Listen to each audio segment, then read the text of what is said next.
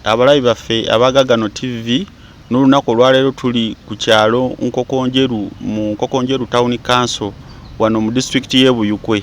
Erinnya yenze David Musika Lyankolo omuweerezaawo owa Gagano TV. Tuzze okwongera okunnyonnyoka ensonga z'omuyimbi Paulo Job Kafeero kati omugenzi.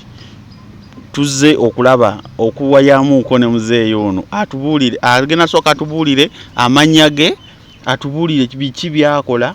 Kafeero mumanyi watandikirawo okumumanya taata erinnya gwani? Amanya nze ndibadda wa Saalongo Vincent. Nzaalibwa Nkokonjeru akaalo Naziwanga. Wano tuli Naziwanga. Tuli Naziwanga. Sebo Kafeero mumanyi otya? Kafeero nali mwagala nnyo. Mwagala ntya? Lwali olunaku lumu nga muzeeyi wange akyaliwo tuli e Kampala eyo. Maama n'antuma kuba taata wange yali wa Bekeri nga abakasuma bazze okumuwa ebyagenda okukola wiiki eyo ebigenda ku mbaga. Kafeero yali ku bidibaawe Wampamba nga wakoze shoyi. Nali muto myaka 16. Maama bwe yantuma genda oyite kitaawe ali mu ndongo. Ngenda okutuuka awo nga kuliko abasajja ne baŋŋamba gumwana gwe kiki oyagala ki? Tibantumye taata. Nyingira bwenti munda banzikiriza nti naye tolwayo. Nyingira bwenti sanga Kafeero yatumbuse ku siteegi simulabangako. Nenga amazima bye bantuma nabyerabira. Nadda buzi mu kasonda. Nensitama nenetegereza Kafeero ne mota buliro. Naye endongo bweggwa nempita bwendi. Taata yansooka wa eka. Mama n'amugamba mwana tomulabye? Tomwana mutumye dde obudde bukedde simulaba. Taata yankuba emiggo. Kumakya okwo nga ntuuse. Nankuba naye nga omutima gwa nti nze kasa mulabi. Bulijjo boogera Kafeero. Naye kasa nkoze eki? Awo ntandikira n'ennyimba ziri ze nawulira nga azikuba. Awo natandikira okwagala Kafeero. Ne gye buli eno Kafeero yankubye emiggo. Era kati mubajja bubazzi. Sebo omwana waayetegerezanga omulekanga n'ayolesa amaaso. Mpozi omuganda ga nti simeyo kulaba kudda kunyumya. Nze gye nalaba kati mbajja bibajja. Era Kafeero ekwagala kwa mwagala nnyo kyenva mubajja. We bukunja kwegamba mu namulabye Kafeero yakubya kibooko. Yankubya kibooko amazima. Mu kibooko ezo wafunamu kiki ekyokuyiga? Ekyokuyiga kale nganze yali alina kyenjagala kyamala okunyingira mu bwongo. Naye mukunkuba embooko nayiga nti omuntu bwakutuma osooka kutuukiriza ki kyakutumye wadde nze nafunamu ku Kafeero. Naye omala kola ki? Kafeero wamufunamu ki? Kafeero namufunamu olw'ensonga nti kati ffe nga abaliwo kati abalamu bwe tuwulira ennyimba ze tufunamu, kubanga ennyimba ze zituwewula emyoyo. Ziwewula banaye Kafeero emyoyo. Alina oluyimba lwe yayimba olwa Bladina ndibakooya nti waakiri ndidde magombe. Kafeero bye yayimba nakati ndowooza yakomyewo agonjoola ensonga z'abaana za famire. Teyavuddeyo. Yavuddeyo kuba kati saawa zino nkubuulire, saawa zino Kafeero kimanyi nti oyinza olowooza muntu ali ku nsi. Nkuwa oluyimba olulala ojjukira mu COVID twafuna obulwadde obwo bwatusumbwa ne batuggala ng'enkoko. Abantu ne bafa, abantu ne balwala ne babateeka mu kalantiini. Naye yayikuba oluyimba oluga nti ku luno tubadde tulwaza kajanja. Naye ku luno muyambe buyambi.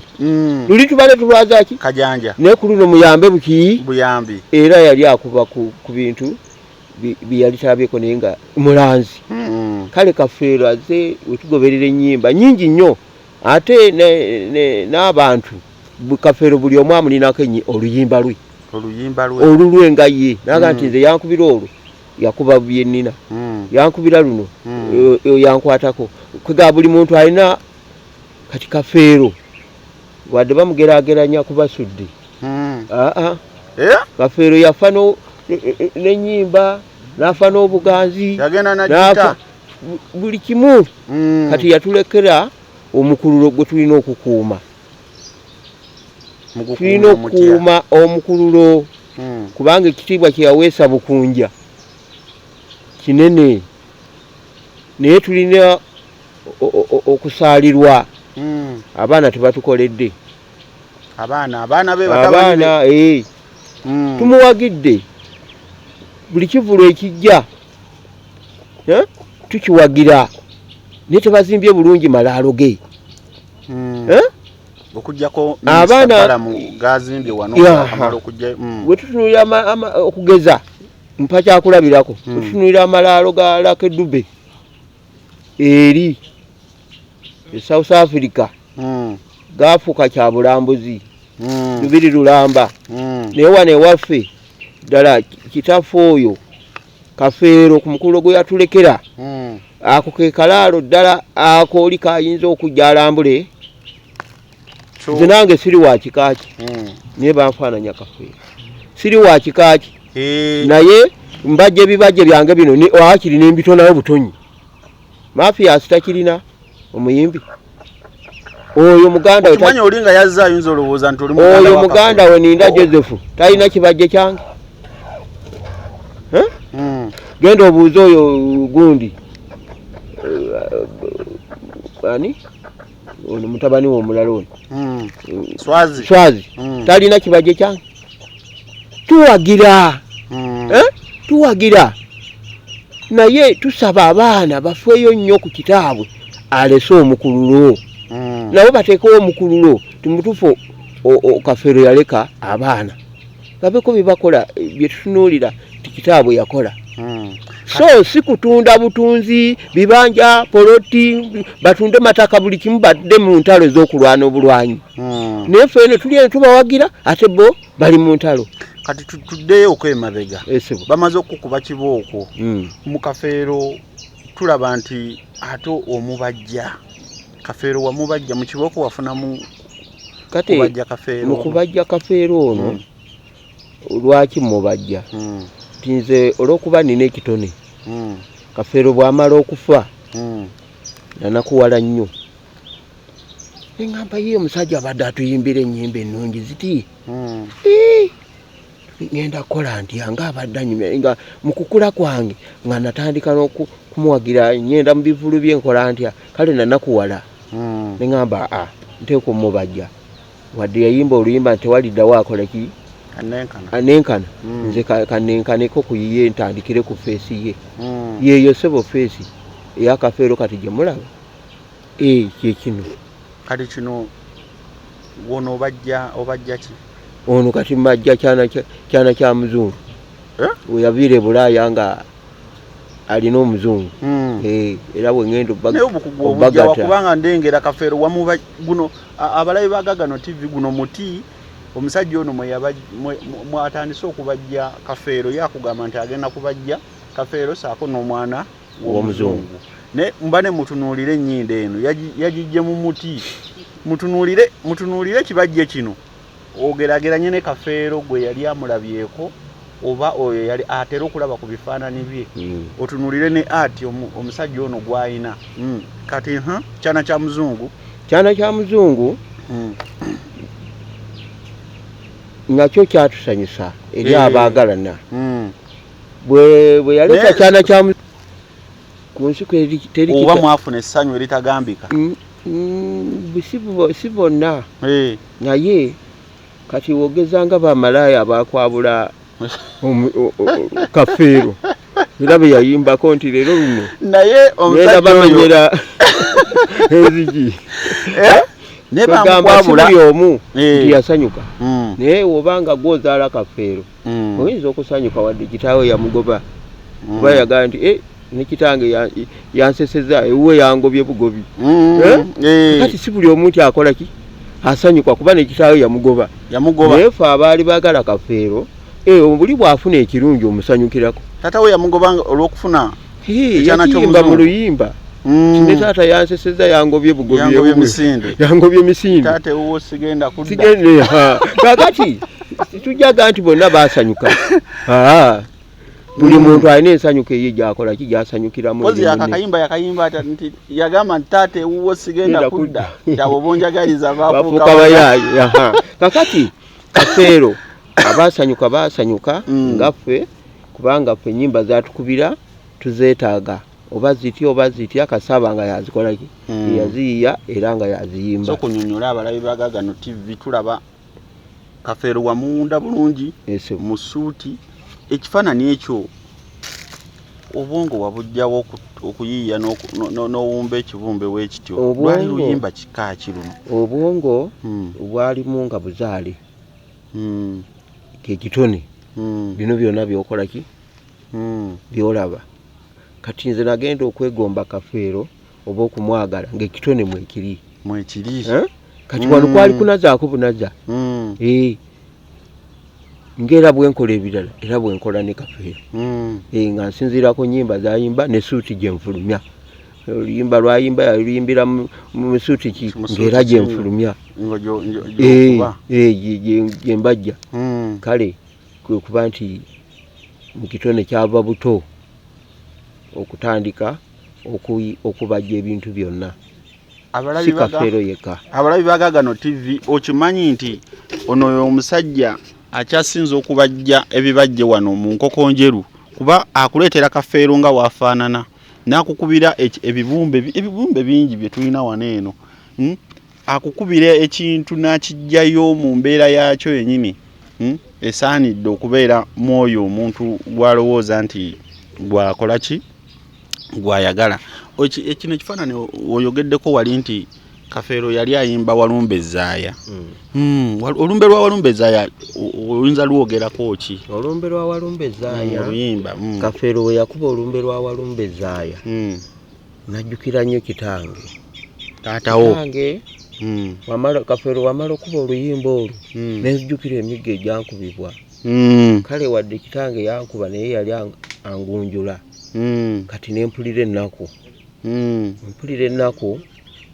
nga nali mutuufu okubajja Kafeero kubanga ennyimba ezimu zikuba ffe kituufu kyekiri kyenkugambye nti buli muntu alina oluyimba ku Kafeero buli muntu alina oluyimba ku Kafeero gwoyinza okuba luno terukunyumira ng'ate olina olwo Kafeero olukunyumira kale kyobola nti Kafeero mukumubajja nze nina essanyu Kafeero ono mukumubajja mufunyemu ebirabo sebo bwe nabajja Kafeero eyasookera ddala kenasookerako ddala sebo ako kekanzizaayo ekyambogo n'ensoma n'entikkirwa n'enfuna diguri akantu kewasookera ddala okubajja Kafeero sebo bagamba bizinensi gikuba abantu mu maaso bagimanye kituufu natandika okkaweeka ku mugongo ng'oweeka waaki nga ntambula nako ku mbaga mu nnyimbe